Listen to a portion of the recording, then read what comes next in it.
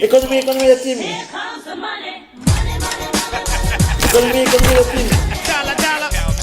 Alors, salut à tous, je vous préviens d'avance, ça va drop direct. Je vais résumer cette chaîne en quelques phrases très brèves.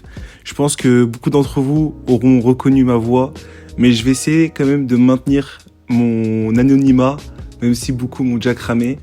Je suis un gars dans votre fac, dans votre promo, et en mode, je me suis dit, je vais créer cette chaîne pour aider les gens et aussi m'aider à réviser, parce que j'arrive pas à réviser sans but précis. Et du coup là, faire des vidéos, me dire que j'aide des gens, et bah ça va m'aider à réviser. Et lors du premier TD, les gars, j'ai remarqué quoi? J'ai remarqué que beaucoup d'entre vous n'ont pas fait maths au lycée et que vous étiez énormément largués. Et du coup, on va essayer de voir la base, ce que le prof a dit, et je vais commencer par les domaines de définition tout de suite. Bah là les gars, comme vous le voyez, il y a beaucoup de choses, il y a beaucoup de domaines d'ensemble de définition, mais pour l'instant, ne vous inquiétez pas, on va juste s'intéresser à R+, R- et R, qui sont très simples. En tout cas, je préfère vous prévenir, l'écriture sera pas ouf, mais j'ai jamais écrit de ma vie sur iPad, du coup il y a une première fois à tout, j'ai envie de vous dire. Et je vais vous présenter les ensembles de définitions. On va commencer par R, à noter avec 2 barres, pas comme moi. Et il englobe tous les nombres réels allant de moins l'infini jusqu'à plus l'infini. R étoile, lui, englobe tous les nombres réels à part 0.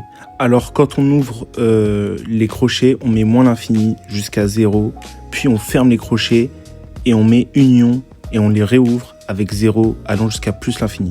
Pour les plus matheux d'entre vous, le vocabulaire est dégueulasse, mais c'est pour que tout le monde comprend quoi. Pour R-, les gars, c'est très simple, c'est tous les entiers réels qui sont négatifs, du coup c'est de moins l'infini jusqu'à 0. Pour R+, les gars, c'est tous les entiers naturels positifs allant de 0 jusqu'à plus l'infini. Bien les gars, lors de mon TD, certains l'ont demandé, mais pas tous, mais il y a les signes aussi à apprendre. Il y a appartient à, c'est un peu un euro mais avec une barre en moins. Et il y a aussi n'appartient pas les gars, c'est 1 euro avec la barre en moins mais barré. Pour dire qu'en fait c'est le contraire de appartient à. Il y a égal à, ça tout le monde le sait, j'espère pour vous. Et différent d'eux, c'est égal avec la barre. Désormais, on va essayer de définir les domaines de définition de chaque fonction. Et pour la première fonction f de x, j'aurai 3 méthodes à vous présenter et vous choisirez votre préféré, tout simplement. Et quand on la regarde, les gars, qu'est-ce qu'on se dit? On se dit que c'est une fonction rationnelle, dit fonction quotient. En gros, tout simplement, c'est une division. Et les gars, on le sait tous, dans une fonction comme celle-ci, le dénominateur ne doit jamais être égal à 0.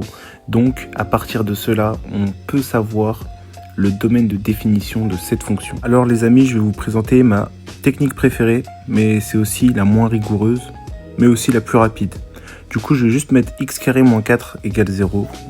Je vais basculer le moins 4 de l'autre côté, du coup il va se transformer en plus 4. Du coup ça va faire x carré égale plus 4 les gars. Pourquoi je mets pas le plus? Parce que c'est un nombre positif, on n'en a pas besoin. Après tout simplement, on va mettre x est égal à 2. Et il ne faut pas oublier l'autre racine, les amis, moins 2, parce que moins 2 fois moins 2, ça fait 4. Et oui. Bien voilà, c'est fini. C'était très rapide, en 3 lignes, c'est fini, mais bien sûr, c'est pas rigoureux. Donc f de x appartient à R, privé de 2 et de moins 2, les amis. Privé, c'est la barre bizarre, un peu comme un slash, je dirais. Et vous mettez des espèces d'intervalles, pas des crochets, mais des intervalles, je dirais, entre 2 et moins 2, pour que ça soit un peu rigoureux dans la rédaction. Pour la seconde méthode, les gars, on va s'attaquer aux identités remarquables. Voici les 3 propriétés. Et on va s'intéresser au troisième cas. En tout cas, si vous avez l'œil, cela nous fait penser à notre fonction, les gars, que je vais afficher tout de suite. Alors, j'ai dit fonction, mais on va juste s'intéresser au dénominateur. C'est pour ça que j'ai un peu caché, on va dire, entre guillemets, le restant de la fonction. Mais on voit que x carré moins 4, ça nous fait penser à a carré moins b carré. On peut voir 2 carrés distincts. Tout simplement, x carré qui est le carré de x. Et 4 qui est le carré de moins 2 et de 2. Donc nous allons développer notre expression x carré moins 4 en x plus 2 facteur de x moins 2. Je vous préviens, mes explications ne seront pas très rigoureuses, mais bon, grâce à la forme développée, on va essayer de trouver les deux solutions. J'ai mis 2S pour que vous compreniez, c'est tout simple. Du coup, f de x appartient à R, privé de -2 et de 2. Mais voilà, c'est vraiment pas rigoureux, mais c'est pour que tout le monde comprenne. Maintenant, pour les plus déter d'entre vous, je pense que si vous regardez la vidéo, c'est que vous n'avez pas fait SPEMAT au lycée. Je vous conseille de vous intéresser dans votre temps libre, bien sûr, au programme SPEMAT et d'aborder certaines notions chez vous, parce que dans tous les cas, vous les appréhenderez en cours. Et il y a celle-là qui est plutôt intéressante, le second degré, les fonctions, le polynôme du second degré. Si je serais vous, j'irais voir la chaîne d'un collègue qui l'explique bien mieux que moi. Bonjour, dans cette vidéo, je te propose de revoir tout le cours sur les fonctions du second degré. Allez voir la leçon de Yvan Monca. En attendant, moi je vais vous faire une explication très brève avec la fonction du second degré. Tout simplement, on pose l'équation là et on définit tous les termes qui sont A, B et C. A, c'est pour les termes du second degré comme x carré, le nombre qui est devant x carré, et là c'est 1. B, c'est pour x, et cette fois-ci on n'a pas de x, du coup b est égal à 0. Et C, c'est la constante, c'est le chiffre qui est normal ou le nombre qui n'a pas de x, et là c'est -4. Il faut retenir parce que delta est égal à b carré moins 4ac. Et ça, faut vraiment le retenir, cette fonction, parce que ça vous déterminera delta, et on a besoin du signe de delta pour connaître le nombre de solutions. Et là, si on calcule bien delta, on voit que b au carré est égal à 0, du coup ça va nous donner 0 au carré, que -4ac, ça fera -4 fois 1 fois -4, et -4 fois -4, ce qui nous donne bien évidemment 16. Donc notre delta est positif, il est supérieur à 0, donc notre équation x-4 possède bien évidemment deux solutions. Voici les deux formules des deux solutions lorsque delta est positif.